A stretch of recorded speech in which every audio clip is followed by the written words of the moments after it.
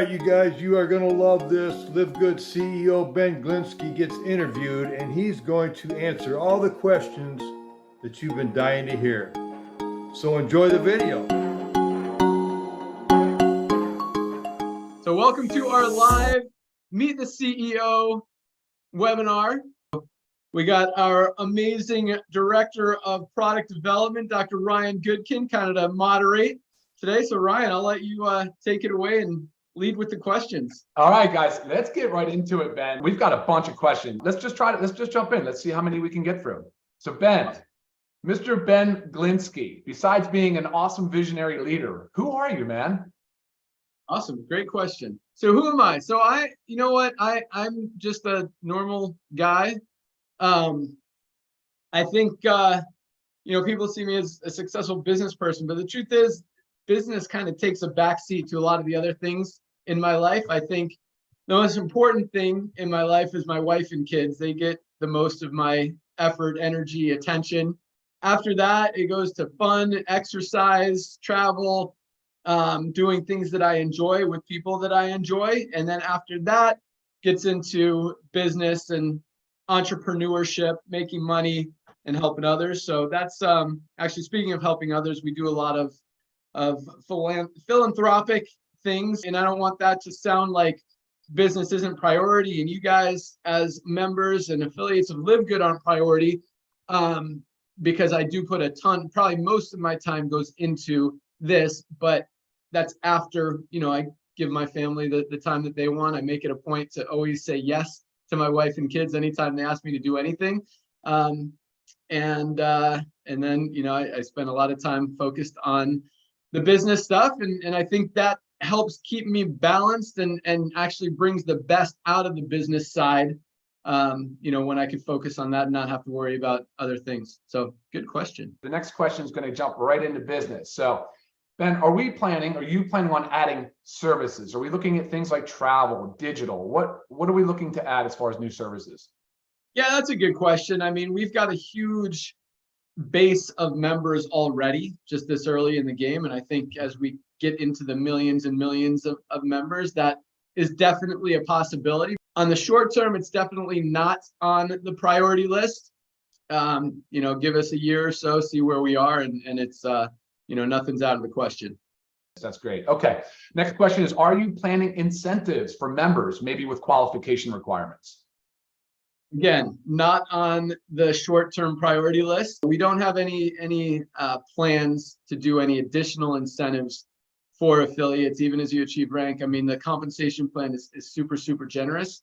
And I think everything that we're doing is awesome. And quite honestly, there's we're running pretty lean on margins, and to add, I mean, everything that we add is just, it's tight. So no, it's not in the budget, not in the plans.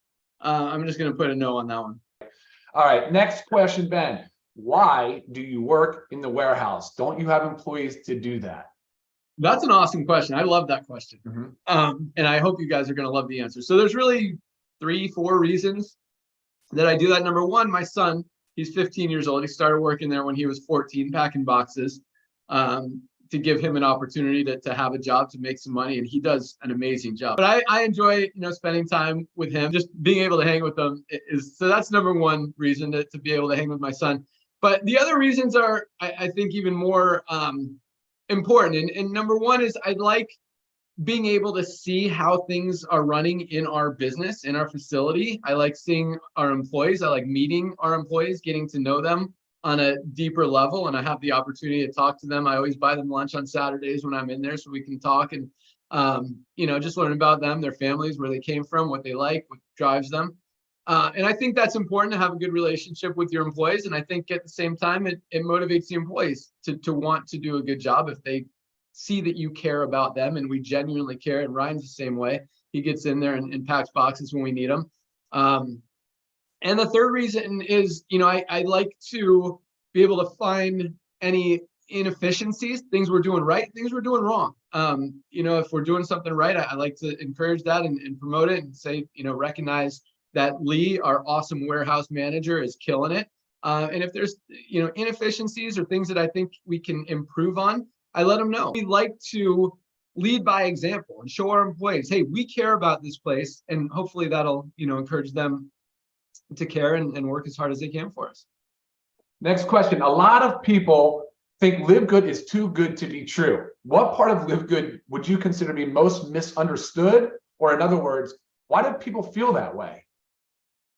That's an interesting question. Probably because it's different, it's unique, it's something that's never been done before. We have the most amazing high quality products, and we make them available for a few dollars above cost, so you guys can actually get them, get benefit from them, and have success, both physically and financially with it.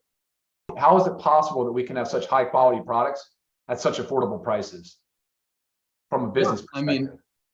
Right. So again, you look at network marketing companies, and in order to have a compensation plan that pays out what these companies are paying out, 50, 60% in a lot of companies, you make a product for $10 and you're selling it for 60, you pay out half of that, you're at, $30 minus 10, the company's got to have a little bit of profit in there. And a lot of these companies have a lot of overhead. They've got a lot of corporate employees. They have a big corporate office. And the company needs to make money. So the way we do it, again, is a little bit different. Instead, it's almost like we're pooling our money together to buy these products in bulk, the highest quality. I mean, Ryan formulates them. He does not skimp on ingredients, on quality, on manufacturing, really on anything, so that we can create these amazing products and sell them for lower prices than everyone else. And still, we have enough of a profit margin in there to keep the company healthy, and to allow you guys to get the products that you need and to save people money. And then on the membership side, there's a little bit of profit in there as well to run the company. And so again, we run on very thin margins. I mean, right now we've got about 600,000 users as of, about 8 months in since we've launched this power line and compensation plan. And we're ordering a ton of inventory. We work on low profit margins. I mean, look, so a lot of companies, they brag about having 100 corporate employees. We have like 6 customer service people and like 8 warehouse packers. That's our staff. Our entire operating cost is under $100,000 a month, which is very low compared to most companies out there. A few months ago, Ben, you posted a video about the compensation plan. I think it has thousands and thousands of views. There's a question here that says, is there any possibility of the compensation plan being changed? That's a good question. So anytime you change a compensation plan, unless you're just straight adding to it, you're always, if you change something, you're going to help some people and you're going to hurt some people. And we don't like to do that. We don't like the second part of that. I would say most likely no, there won't be any changes. Anything is possible, but in the short term, no. Okay, thank you. Next up, this one I hear too, and I think all of us have people on the fringe that are saying these types of things, and I'm very curious to see and hear how you answer this question. So people are saying LiveGood will not last. How can we be sure LiveGood will be here long term? That's an interesting question. I don't know where the concern might come from there, because first of all, we do everything right, everything clean, 100% legal, 100% fair. So, and our products are absolutely amazing. I guess maybe the question comes from seeing a lot of other companies, go from nothing to really big to gone in a few years. And I think part of the reason for that is they're all led by the opportunity, by the money. And that's not to say that LiveGood isn't, and I'll get to that in a second. But I think the thing that's going to make LiveGood long term compared to all these other companies is the products. That's what is, look, we're probably selling more, we are selling more products than most companies in the network marketing industry where you have to buy a product to get paid in that company. We're selling more product than almost all of those companies, and there are no requirements to buy product. No one has to purchase products in LiveGood. That's what's going to make this a long-term opportunity. The nutritional supplement industry, I don't know the exact number, but it's a multi-billion dollar industry. We have the highest quality products on the planet at the lowest prices anywhere. just makes sense. People want products, they want value. And again, that word, I'm sure it's going to come up a few more times in this call. They want value.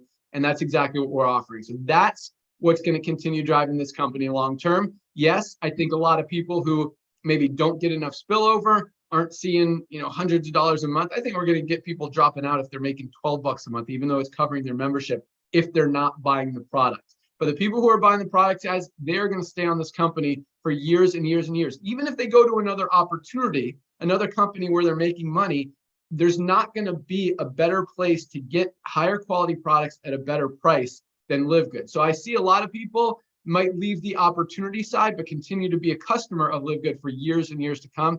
And I think that's really the backbone. And again, every product that we continue to add just creates more value for that $9.95 a month membership that people aren't going to stop paying. All right, next question. Are we going to add another rank? And I had referenced earlier about adding Crown Diamond. So are we adding another rank? It's possible. As I talked about earlier, our compensation plan, guys, I want you, for those of you who know how to do math, if you add up all the percentages that we pay out in the compensation plan, we pay out 80% on the front end, 80% of the initial $10 and the $40 affiliate fee, 80% get paid out to you guys in commissions. On the back end, it's up to 85%. If you add all those, it's 37.5% in the matrix. It's 45% in matching bonuses, because we pay out all of those matching bonuses. It's not like that 5% or that 5%. It's that 5%, that 5%, that 5%, that 5%. I think 7 times or something, plus the 50, plus the 10, plus the other 10, plus the 5s. I mean, the 3s.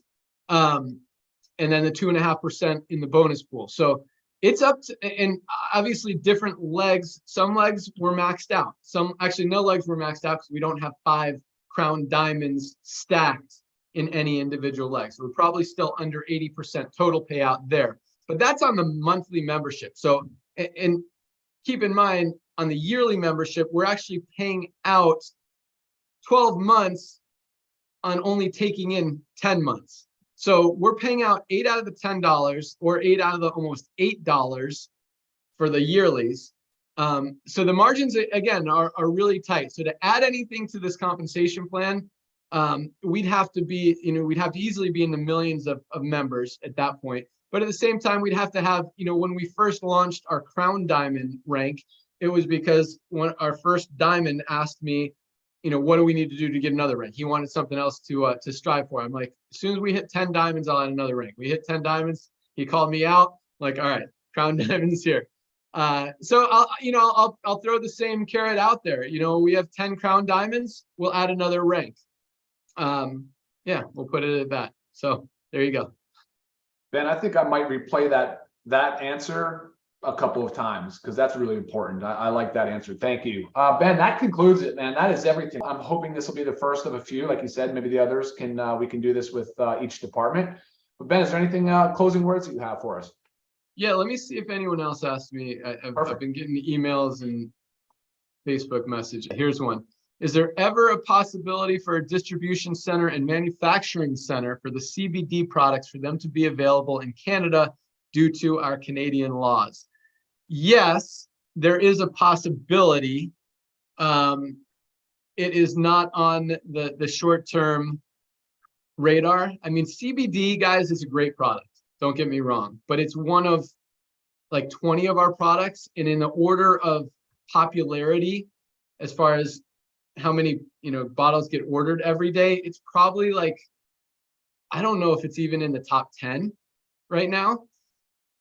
Great products, but having that product internationally, having that product in Canada, I don't believe is gonna have a serious impact one way or the other on volume, on memberships, on affiliates.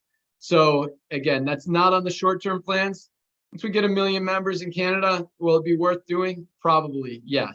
Thank you guys so much for joining. And anything else, Ryan? I don't think so, man. It was great. Thank you so much, Ben. Cool. All right. Have a great day, guys. Thanks for joining.